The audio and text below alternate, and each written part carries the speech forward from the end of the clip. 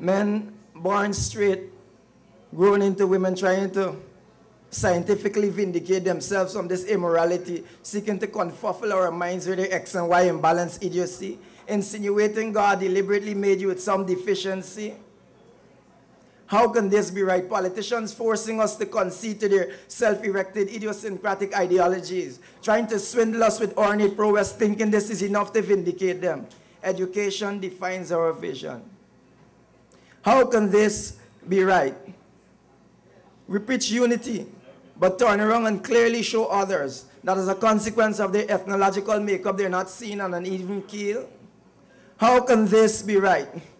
A mother turning a blind eye to her daughter and son's constant abuse. Sexual, physical, psychological, all in the name of allowing herself another meal. How can this be right? Artists within a terrain equipped with the requisite skills, the same as those transported from foreign lands, but yet the disparity between their sums to perform leaves much to be desired. We left to ask our promoters what is actually required. How can this be right? Intellectuals all around our land, the ones who are supposed to be the pace setters, are forever entangling themselves in immorality. Isn't education supposed to make the difference? How can this be right? The only thing we seem to do with some amount of proficiency is sign away our birthright. We sign away our light, our gold. We even sign away our forest, talking about low carbon development strategy. More like a tragedy, that's what we are, full of weak swire, thinking this will take us far. How can this be right? People within our disciplined forces swear to protect and serve, but killing without reserve, talking about keeping the peace when you are the instigators behind our frequent pandemonium. How can this be right? How can this be right? Born into a land with speaking dummies, people who are forever expressing their grievances in closets, but are too scared to stand in the face of adversity, never have the audacity to make public their dissatisfaction, but are forever expressing their grievances in innocuous crowds. How can this be right? How can these things, these ills, how can they be right?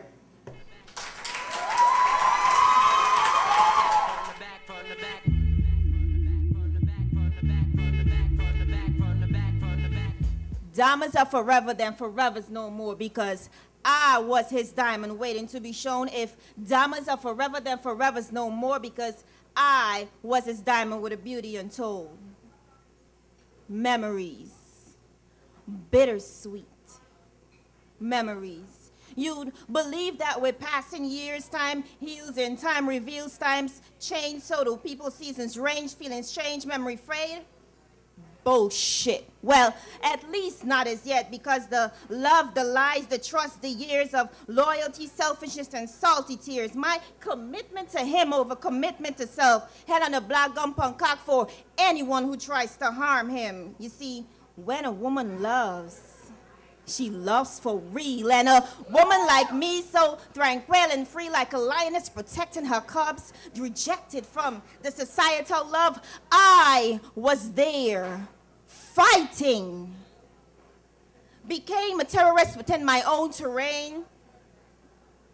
Aimless battles in his triangular affair. Fighting to survive, to fake a smile, make it seem worth the while, when inside, you see, deep inside of my being, everything I believed in my soul, it shriveled, my spirit trembled, and I died.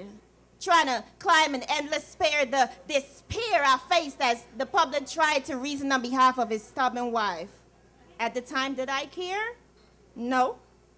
Because I loved him just like she did, and in reality more than she could ever imagine, and I craved him more because she slept beside him.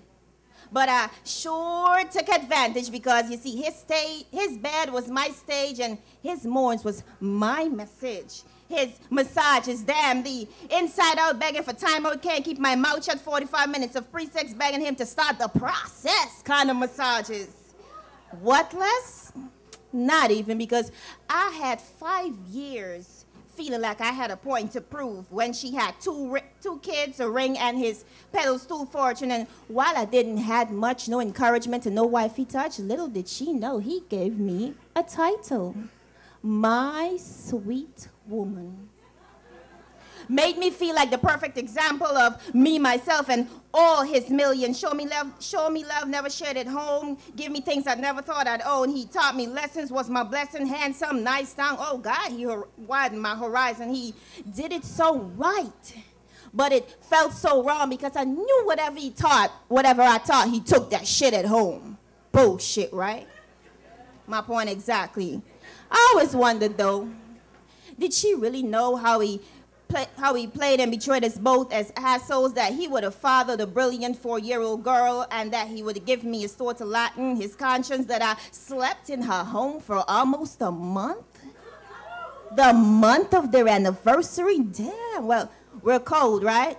Well, him, not me, because I was well in my corner when he came after me. I was young and vulnerable, poorly groomed, petite, small boobs, 3 shoes, but a grown mentality. And for a while I searched him. I was on him like glue, running his phone, comparing clothes, even squeezed his eyes, because you know now we don't take chances. If he liked it, it's gay, but he didn't. So I was town whipped.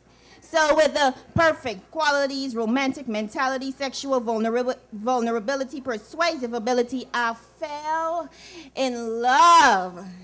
So in love that sharing was not an option. I said sharing was no longer an option. It became a mutual attraction, oral occasions, financial foundation. He was my Prince Charming, and I was ready. But I was young, and I loved him.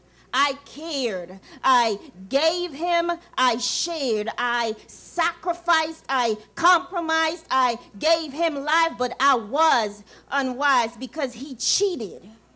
He cheated our reality, my shared dreams. He cheated our chemistry of love that could have been dug deep into my core. Did him till I was sore. Made me believe in things that only we could have done. I told him secret of my adversities, my flaws. He said, baby, that's why I love you. You surfaced above it all. And though he was with her, matrimony, and all his thoughts were on me, or so he would say, either way, he persuaded me that I am the ultimate level of sweet intensity that mesmerizes his being when he closes his eyes next to her with thoughts of me. I lost some friends, disappointed my family, gave up being a role model for young girls in my society. For what? For love. He was older, I was young, but with love, you see that thing that we're believing that is called love? I felt like we had already won.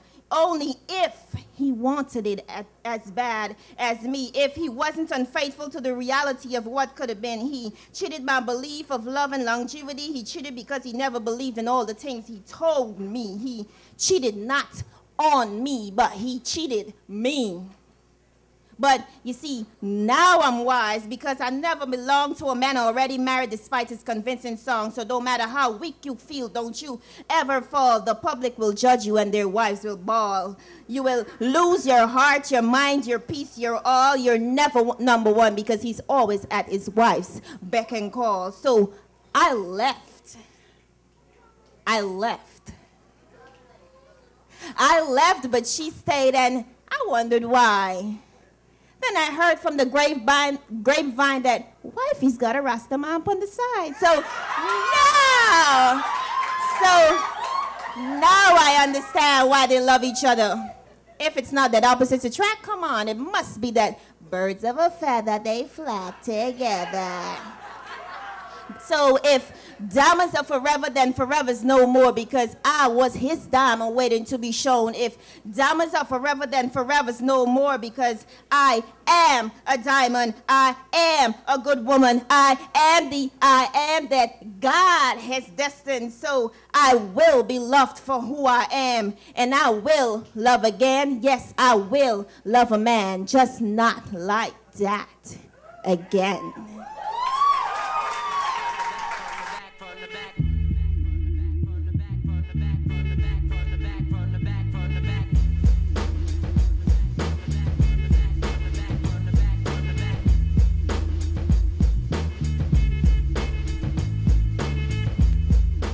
know the old saying, every good thing must come to an end.